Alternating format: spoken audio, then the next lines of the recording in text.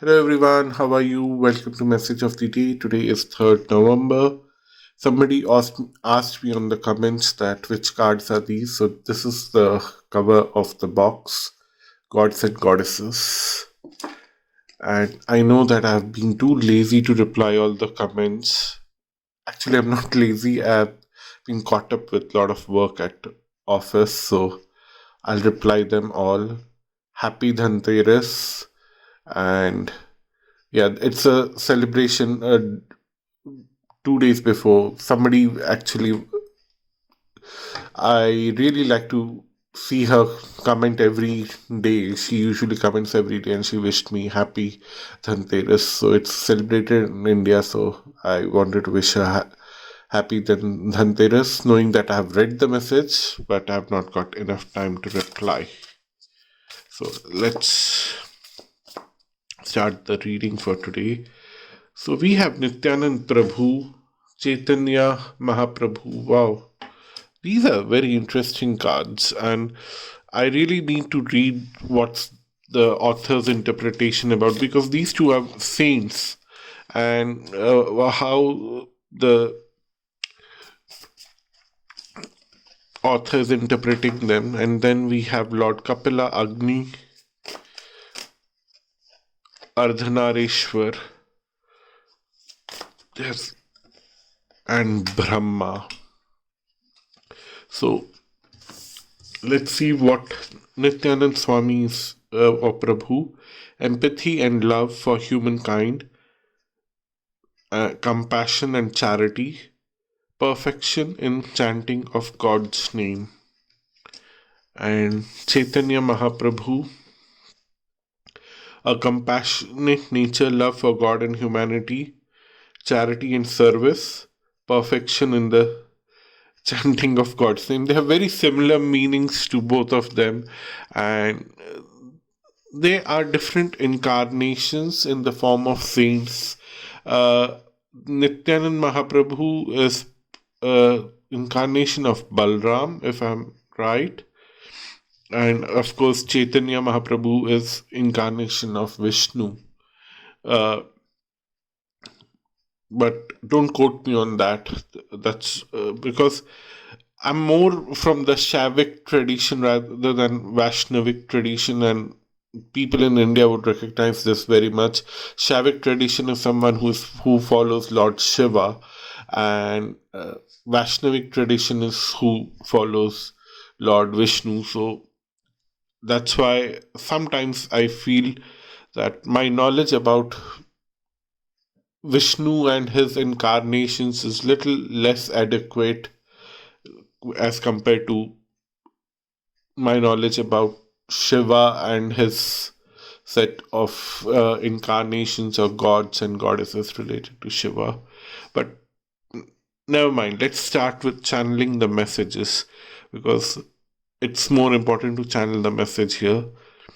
So, right at the center, we have Agni Dev, which is encouraging you to offer him something, anything. It could be your wishes, it could be your desire, it could be your frustration, and anything. Whatever you offer him, he will take it to the gods and goddesses. And if you send your frustration to gods and goddesses, the gods will try to rectify it for you. If you are sending some kind of fruits and flowers or some kind of happiness, the god will enhance enhance it for you. But if you're sending frustration, anger, and all those things, it's not the best thing to send to gods and goddesses. But the Agni's nature is that whatever you offer, he transfers it and distributes it to all the gods and goddesses in the universe. And of course, gods being gods, they try to help you, but you don't send negative things to gods. That's what I mean to say. You share your problems with the gods. So, what I would suggest here today is that it might be a good idea to burn a candle and place a fruit, or if not, if you don't have any fruit at your home, you might have sugar cubes, something sweet, Place some sugar cubes or a spoonful of sugar crystals or something sweet or a fruit in front of that candle and talk to that candle, talk to fire god that these are my frustrations. I know you can take them to gods and goddesses who can help me in return, but while you are taking my frustrations and my complaints to the gods and goddesses, also take this offering to the gods and goddesses and let them be satisfied with my offerings. Make that prayer. Leave the fruit, whatever you are offering, next to the candle. Once the candle stops burning, it should not be a very big candle, ideally. Yeah, once the candle is burnt out, you should supposed to eat whatever you have offered. So if you have offered a spoonful of sugar crystals, you possibly mix it in your coffee or tea or something like that in your beverage and drink it. If you are offered a fruit, please eat it yourself. Don't give it to anyone else. So that is one ritual that I would recommend you to do for today. And then we have uh, Nityanand Prabhu and Chaitanya Mahaprabhu, who are saying that you need to be devoted to what you have started. I know the life brings challenges. I know there are frustrations. I know it is not easy to be where you are. You need confirmation. You need some kind of validation. And that validation is there, but it's there in its own subtle form, and you're not able to see that. And that's what they're saying, that if you cannot find that validation, then there's no business for you to be in this whole uh, expectation that you are having. If you cannot trust things, if you cannot accept the things the way they are, and you want to turn around things 360 degrees just to 360 degrees would be the same thing, so 180 degrees just to suit yourself, then there's no point. Don't waste your time, don't waste others' time. Of course, these are the frustrations that you have. Discuss it with Agni Dev. He would take them to the gods and goddesses and who would in turn help you. But in the meantime, don't feel so frustrated and make others frustrated around you. Don't get into that kind of thing. The validation is always there, it's always have been there, it's there, it will be there.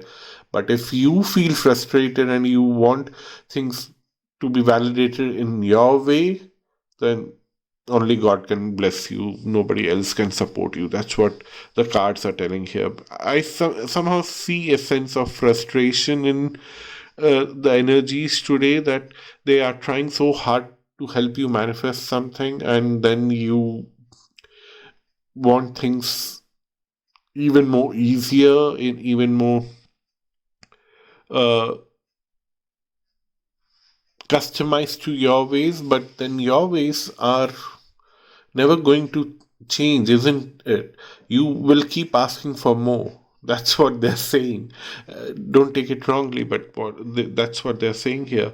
And then we have Lord Kapila, who is saying that have faith, have trust. You know everything is happening in your right direction for you. It's going to manifest. It will, even though you have thrown all the tantrums, even though you have overplayed than what was required, still you know that things will manifest for you because you have worked hard for this. But then your insecurities are never going to leave you. That's what it looks like. And Lord Kapila is saying that use your knowledge to make things easier for yourself and others rather than make it. Don't use your knowledge to overcomplicate things. And then there is Ardhanarishwar, who's saying that dissolve all your frustrations, dissolve all your expectations and dissolve all your ability to manifest or destroy. You are neither the creator nor the destroyer. You are just a humble human being who wants to live life on your own terms. Accept that. But then your terms will be accepted by the universe only when you allow others also to have their own terms. You need to understand that once you dissolve all that ego and all that expectations and your ability to manifest or destroy anything, and you become a constant, and then you will see that you are able to recreate the magic that you have lost in the whole process. I think today's energies are a little more aggressive, and the cards are trying to show you a path that is a little more calming. But the way I have put it across may sound like little aggressive because that's what we are dealing with today.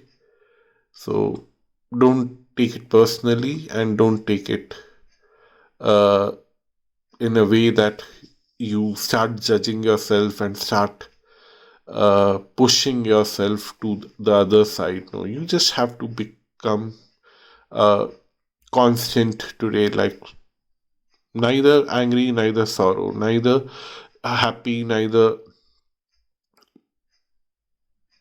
You don't need to go to the extremes. Take the middle path. The easiest way to put it across.